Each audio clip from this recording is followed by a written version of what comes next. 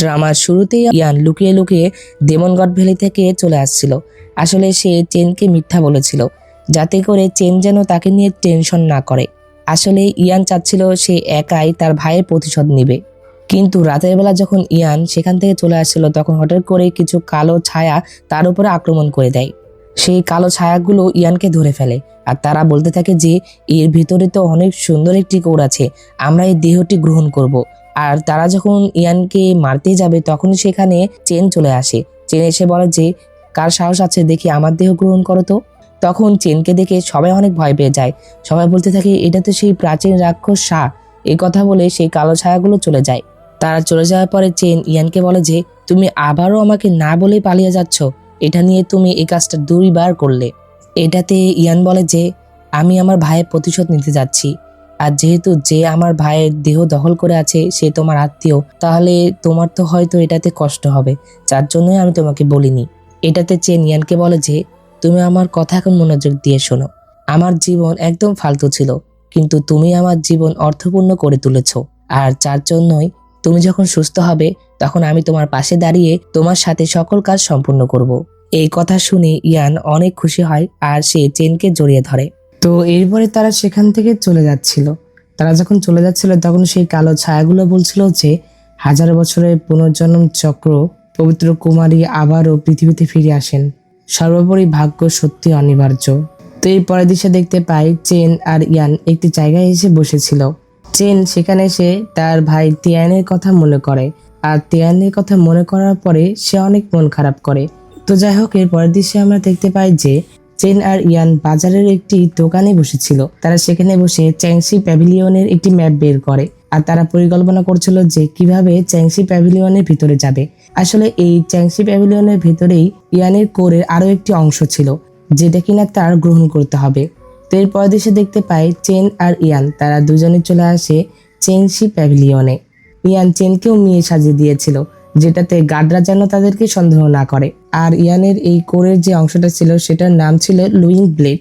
তো এক পর্যায়ে ইয়ান যখন সেই লুইং ব্লেড নেওয়ার জন্য সেই রুমে আসে তখন সেখানে তিয়ানের সৈন্যরা চলে আসে। তারা ইয়ানকে ঘিরে ফেলে। অন্যদিকে আমরা চেনকে দেখতে পাই চেন ইয়ানের সাথে ছিল না, চেন রান্নাঘরে এসেছিল। সে সেখানে খেয়াল করে যে সেখানে একটা ছুরি অনেক চকচক করছে। আর যখন সে ভালোভাবে খেয়াল করে তখন সে দেখতে পারে যে আসলে এই ছুরিটাই লুইং ব্লেড ছিল, যেটাতে সে বুঝতে পারে যে তাদেরকে ফাঁসানো হয়েছে, কারণ ইয়ান তো অন্য রুমে গিয়েছিল। আর তখন সে পাড়াপাড়ি করে ইয়ানের কাছে যায়। চেন যখন ইয়ানের কাছে যায় তখন সেখানে চিক্সিও চলে আসে।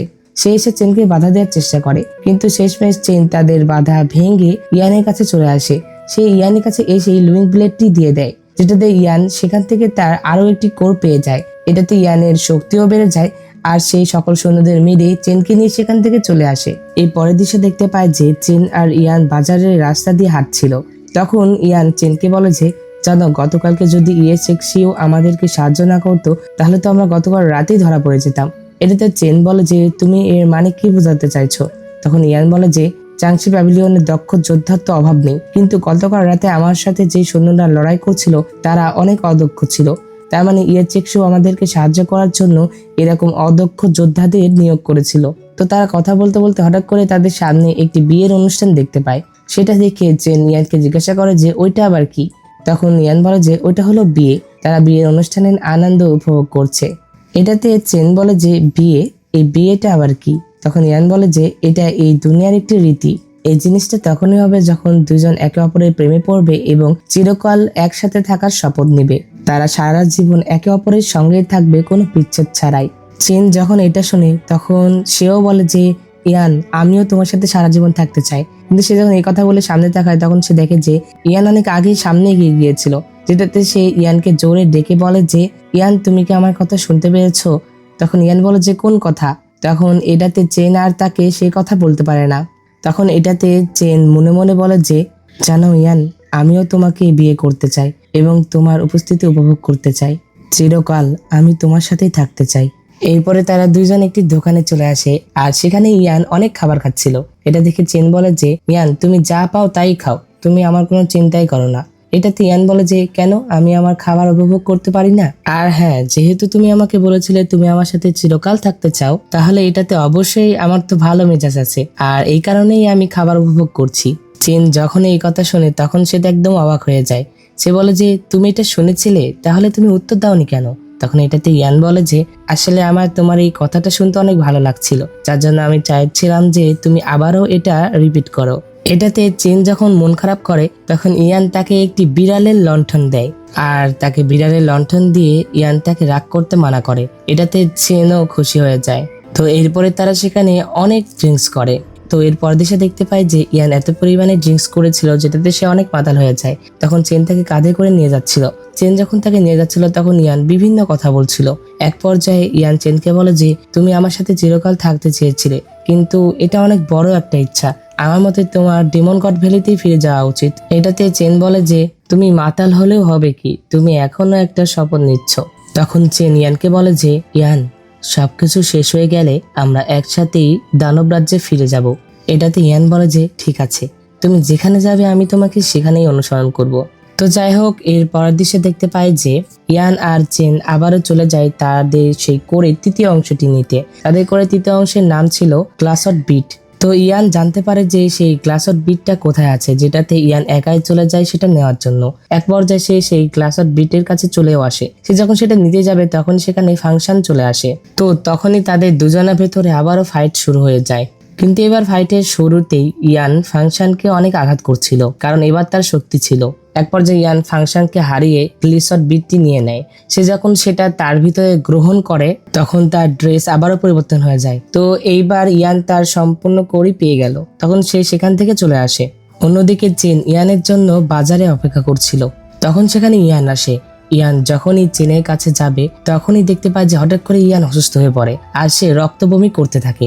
কিন্তু এখানে ইয়ানের কি হয়েছে এটা আমাদের এখনই বলা হয় না। এই সিনটি এখানে কাট হয়ে যায়। পরবর্তী দৃশ্যে দেখতে পাই ইয়ান চলে আসে চেনের কাছে। সে এসে চেনকে জড়িয়ে ধরে। তখন ইয়ান চেনকে জড়িয়ে ধরে বলে যে তুমি তো জানো যে আমি তোমার কোন কথা শুনতে অনেক পছন্দ করি, তুমি কি সেটা আবার বলতে পারবে? এটাতে চেন বলে যে তুমি কি বলতে চাইছো? তখন ইয়ান বলে যে আমি তোমার সেই কথাটা আবারও শুনতে চাই। তখন চেন ইয়ানকে বলে যে ইয়ান, আমি সারা জীবন তোমার সাথে থাকতে চাই এবং কখনো একে অপরের থেকে আলাদা হব না। এটাতে ইয়ান কান্না কান্না অবস্থায় বলে যে চেন, চলো আমরা বিয়ে করি। এই কথা শুনে তো চেন অনেক খুশি হয়ে যায়। তখন ইয়ান চেনকে আবারও জড়িয়ে ধরে, কিন্তু আমরা ইয়ানকে দেখতে পাই সে কান্না করছিল। আসলে ফেংশন সেই গ্লিসড বিটের ভিতরে বিষ দিয়ে দিয়েছিল, যেটাতে ইয়ান যখন সেটা গ্রহণ করেছিল তখন তার ভিতরেও সেই বিষটা প্রবেশ করেছিল, যার জন্য তার বাঁচার আর সম্ভাবনা নেই। ইয়ান যখন এটা জানতে পেরেছিল তখন সে অনেক মন খারাপ করেছিল, আর সে সিদ্ধান্ত নিয়েছিল যে সে যতদিন বা যতটুকু সময় বেঁচে আছে সে সেই সময়টা চেনকে দিবে, যার জন্য সে এত তাড়াতাড়ি চেনকে বিয়ে করার কথা বলেছিল। তো যাই হোক, এরপরে দেশে চেন আর ইয়ানকে দেখতে পাই তারা দুজন একসাথে অনেক সময় কাটাচ্ছিল। তারা একসাথে ফানুস ওড়ায় আর একসাথে উইশ করে। এরপরে চেন ইয়ানের জন্য একটা হেয়ার পিনও কিনে আর তাকে সেটা পরিয়ে দেয়। তো এরপরে তার জন্য একটি গাছের কাছে আসে আর সেখানে এসে তারা নিজেদের ইচ্ছা একটি কাঠে লেখে আর সেটা সেই গাছে ঝুলিয়ে দেয়। তো এরপর দৃশ্যে দেখতে পায় যে ইয়ান গোসল করছিল। সে অনেক সুন্দর করে গোসল করে রেডি হচ্ছিল বিয়ের জন্য।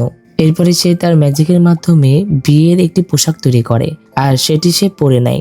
তাকে দেখতে অনেক সুন্দর লাগছিল। এরপরে সে সেই পোশাক পরে চেনের সামনে আসে। অন্যদিকে চেনও তার জন্য এখানে অপেক্ষা করছিল। এরপর ইয়ান যখন চেনের কাছে আসে তখন চেন ইয়ানকে বলে যে আমি সবাইকে এটা বলতে চাই যে এই পুরো পৃথিবীর মধ্যে সবচেয়ে সুন্দর হলো আমার স্ত্রী। এই কথা বলে সে ইয়ানকে কিস করে। তো এরপরে তারা তাদের ওয়েডিং নাইট স্পেন্ড করা শুরু করে দেয়। তাদের এই মুহূর্তটি অনেক সুন্দর ছিল। তো যাই হোক, এর পরের দিন সকালে যখন ইয়ানের ঘুম ভাঙে তখন সে তার সামনে চেনকে দেখতে পায়। চেনকে দেখে ইয়ান কিছুটা লজ্জা পায়। সে তাকে বলে যে আমার দিকে এইভাবে তাকিও না, আমার শরম লাগছে। তো এরপরে চেন আর ইয়ান একটি জায়গায় দাঁড়িয়েছিল আর তারা একসাথে কথা বলছিল। তখন ইয়ান চেনকে বলছিল যে তুমি আমাকে সবসময় বলতে যে তুমি আমাকে দানব রাজ্যে নিয়ে যাবে, আমি জানি না যে দানব রাজ্য কেমন। এটাতে চেন বলে যে আসলে আমাকে সিল করার আগে সব স্মৃতিগুলো আমার মনে নেই, কিন্তু আমার এতটুকু মনে আছে যে দানব রাজ্য মানুষ অনেক পছন্দ করে। তো চেনের এই কথাগুলো শুনে ইয়ান অনেক কান্না করছিল, কারণ সে তো জানতো যে সে আর বেশি দিন বাঁচবে না। এটা আবার চেন লক্ষ্য করে। এটাতে চেন জিজ্ঞাসা করলে ইয়ান বলে যে আমি সত্যি তোমার সাথে দানব রাজ্যে যেতে চাই এবং সেখানে খুশি জীবনযাপন করতে চাই। এটাতে চেন বলে যে বোকামি, তুমি এটাতে কাঁদছো কেন? আমি তো অবশ্যই তোমাকে সেখানে নিয়ে যাব। এই কথা শুনে ইয়ান অনেক খুশি হয়ে যায়। তখন সে চেনকে আবারও কিস করে। এরপরে সে তাকে জড়িয়ে ধরে। তো তখন ইয়ান চেনকে জোরে ধরে বলতে থাকে যে, চেন তুমি কি জানো যে আমি একজন আর্টিফ্যাক্ট কাল্টিভেটর? এটাতে চেন বলে যে হ্যাঁ আমি অবশ্যই জানি। তখন ইয়ান বলে যে আমি তোমার জন্য একটি উইন্ড ব্রেকার তৈরি করেছি যা তোমাকে সরাসরি দানব রাজ্যে পাঠাতে পারবে। এই কথা শুনে চেন তো একদম অবাক হয়ে যায়। তখন সে ইয়ানকে বলে যে তুমি এগুলো কি বলছো? তখন ইয়ান বলে যে চেন আমি দুঃখিত, এখন শুধুমাত্র আমি তোমার জন্য এই একটা কাজই করতে পারি। তো ইয়ান এই কথা বলার সাথে সাথেই সে চেনকে জোরে একটা ধাক্কা দেয় আর তাকে দূরে সরিয়ে দিয়ে বলে যে চেন আমি তোমার সাথে দানব রাজ্যে ফিরে যেতে পারবো না, তুমি আমাকে কথা দাও যে তুমি শান্তি মতো বেঁচে থাকবে। এটাতে চেন তো একদম অবাক হয়ে যায় আর সে ইয়ানকে বলতে থাকে যে ইয়ান তুমি আমাকে আবারও ধোঁকা দিলে।